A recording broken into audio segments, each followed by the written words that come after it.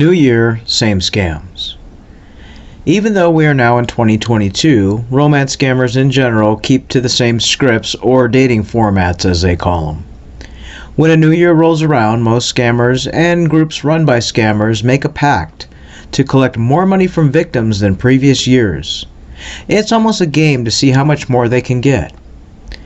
Keep in mind though that despite it being a new year, they are telling the same old stories, and you have the power to identify the red flags and block the scammer before becoming a statistic for the new year. The same format applies. Most times in romance scams, they say they're a widow, the wife died of cancer, in a car crash, or during childbirth. If they're not a widow, they say that their wife ran off with the best friend. They almost always have a child. Typically it's a daughter, but sometimes a son.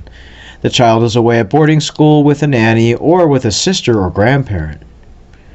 They're an engineer, oil rig worker, building bridges and roads, pilots, doctors, and working for the UN or a soldier in the military. They often say they're in places like Yemen, Somalia, Afghanistan, and Iraq. If they're an oil rig worker, they often tell you they are on the high seas in places like Scotland, or they're on their way to Australia or some far-off location. They have a contract, frozen bank account, injured workers, health crisis, ask you to pay for their ticket home or apply for their military leave. They then tell you that they're unable to video chat using the excuse that it's due to work restrictions, CCTV cameras, against military rules, or due to the bad network. They will ask you for iTunes so they can, quote, keep texting you. They will ask you for money, your bank info, or for you to send money through Bitcoin. They often message telling you that they were searching for an old friend and found your profile picture beautiful and they just had to say hello. They'll ask you to send a friend request citing that they didn't want to be rude by sending you one, or that they'll claim their friend request button was broken and the request failed to go through. They will ask you nearly right away to download Hangouts, give them your Gmail address, and chat on WhatsApp. Often stating they're not always on the site that you met them on.